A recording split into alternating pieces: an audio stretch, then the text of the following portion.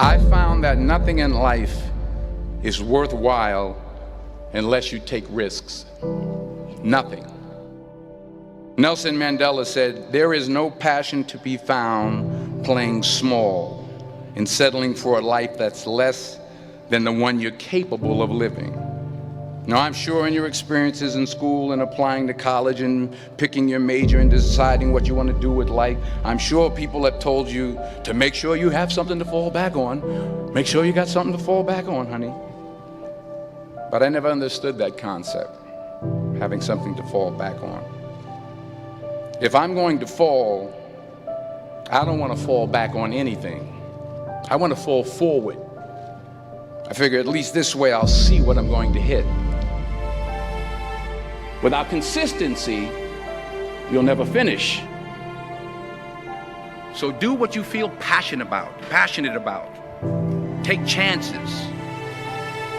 Don't be afraid to fail. There's an old IQ test, was 9 dots, and you had to draw 5 lines with a pencil within these 9 dots without lifting the pencil. The only way to do it was to go outside the box. Don't be afraid to think outside the box. Don't be afraid to fail big, to dream big. But remember, dreams without goals are just dreams. Reggie Jackson struck out 2,600 times in his career, the most in the history of baseball. But you don't hear about the strikeouts. People remember the home runs. Fall forward. Thomas Edison conducted 1,000 failed experiments. Did you know that? I didn't know that. Because the 1,001st was the light bulb. Fall forward. Every failed experiment is one step closer to success.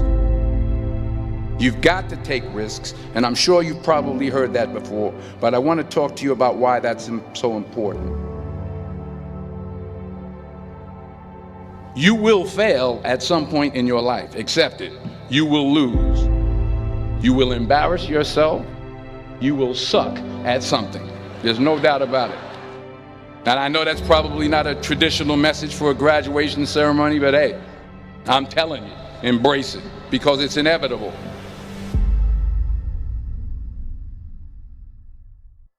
In the acting business, you fail all the time. Early on in my career, I auditioned for a part in a Broadway musical. Perfect role for me, I thought, except for the fact that I can't sing. I didn't get the job. But here's the thing. I didn't quit. I didn't fall back. I walked out of there to prepare for the next audition, and the next audition, and the next audition. I prayed. I prayed, and I prayed. But I continued to fail, and fail, and fail. But it didn't matter, because you know what? There's an old saying, you hang around the barbershop long enough, sooner or later you're gonna get a haircut. So you will catch a break, and I did catch a break. Last year, I did a play called Fences on Broadway. But here's the kicker. It was at the Court Theater. It was at the same theater that I failed that first audition 30 years prior. The point is, every graduate here today has the training and the talent to succeed. But do you have the guts to fail? If you don't fail, you're not even trying. I'll say it again. If you don't fail, you're not even trying. To get something you never had, you have to do something you never did. So imagine you're on your deathbed, and standing around your deathbed are the ghosts representing your unfulfilled potential. The ghost of the ideas you never acted on. The ghost of the talents you didn't use. And they're standing around your bed, angry, disappointed, and upset. They say we came to you because you could have brought us to life, they say. And now we have to go to the grave together. So I ask you today, how many ghosts are going to be around your bed when your time comes?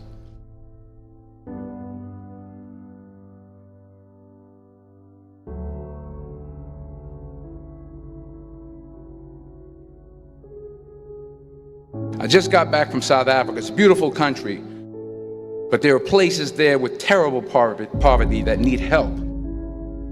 And Africa is just the tip of the iceberg. The Middle East needs your help. Japan needs your help. Alabama needs your help. Tennessee needs your help. Louisiana needs your help. Philadelphia needs your help. The world needs a lot, and we need it from you. We really do. We need it from you young people. I mean, I'm not speaking for the rest of us up here, but I know I'm getting a little grayer.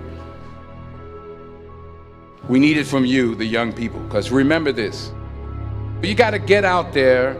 You got to give it everything you got, whether it's your time, your talent, your prayers, or your treasures.